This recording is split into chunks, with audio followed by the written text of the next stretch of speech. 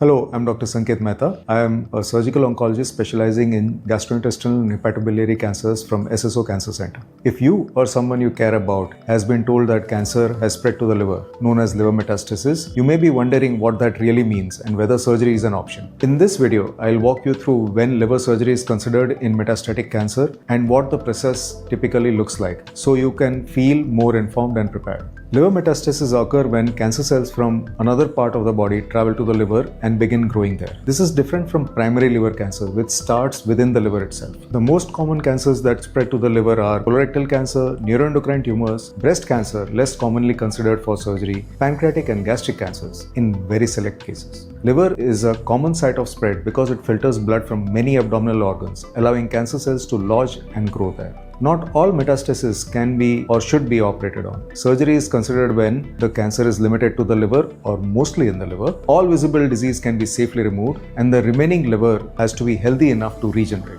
There should also be no uncontrolled cancer anywhere else in the body, and the patient must be medically fit for surgery. And most importantly, the organ of origin and tumor biology should suggest that the surgery will have meaningful outcomes. For example, in colorectal cancer and neuroendocrine tumors, surgery can offer excellent survival benefit because these cancers are either slower growing or highly responsive to systemic therapy. In contrast, for pancreatic cancer, biliary and gastric cancers, we are much more selective, as these cancers tend to be more aggressive and harder to control even with combination treatments. In some of these cases, surgery may offer little long-term benefit or it may even be completely futile. So, the type of cancer plays an equally important role in deciding whether surgery is appropriate for a particular patient. The surgery is called as hepatectomy or liver resection. It involves removing part of the liver where the metastatic tumors are located. This can be wedge resections for smaller lesions, segmental or lobar resection where we remove either a segment or a lobe of the liver or a combination of the above to completely rid the liver of the disease. And multiple resections can be performed for various lesions at various sites. The liver's regenerative ability allows it to grow back over time, which is why even large portions can often be removed safely by experienced hands. Surgery may be done via open technique, which involves a traditional incision, or minimally invasive techniques like laparoscopy and robotics,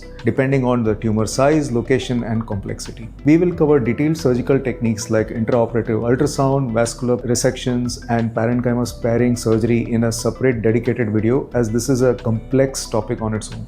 After liver surgery, most patients spend 5 to 10 days in the hospital. Recovery at home usually takes 4 to 6 weeks with gradual return to eating, physical activity, overall strength and well-being. Potential risks include bleeding, infection, biliary leakage, and delayed liver function recovery, especially in patients with pre-existing liver disease. These risks are generally well managed in experienced centers with proper preoperative planning and a multidisciplinary postoperative care approach. Does liver surgery improve survival? Yes, absolutely, in selected cases. Especially in colorectal liver metastasis, surgery can significantly extend life, improve quality of life, sometimes even achieve long-term remission and cure. In fact, 5-year survival after complete liver resection for colorectal liver metastasis can reach 40 to 60%, depending on tumor biology, timing of surgery, and how early it is performed. For other cancers, outcomes vary, and surgery is often combined with chemotherapy, targeted therapy, and ablative techniques for smaller or inoperable lesions. Now, a very important perspective to leave you with. Even before the modern era of chemotherapy, in the pre-1999 era, Japanese surgeons were performing liver resections for colorectal liver metastasis. Even without systemic therapy, they achieved 5, 10, and even 15-year survivals purely with surgery, which is why surgery remains the cornerstone for treatment of colorectal liver metastasis, and no systemic therapy can replace its potential for cure. Today, we are fortunate to have both surgery and modern therapies, and the best outcomes happen when they are used together in the right patients. So if you or a loved one is navigating a diagnosis of liver metastasis, please remember, surgery is not off the table just because it's stage 4, and surgery, when appropriate, can be one of the most effective tools in cancer management.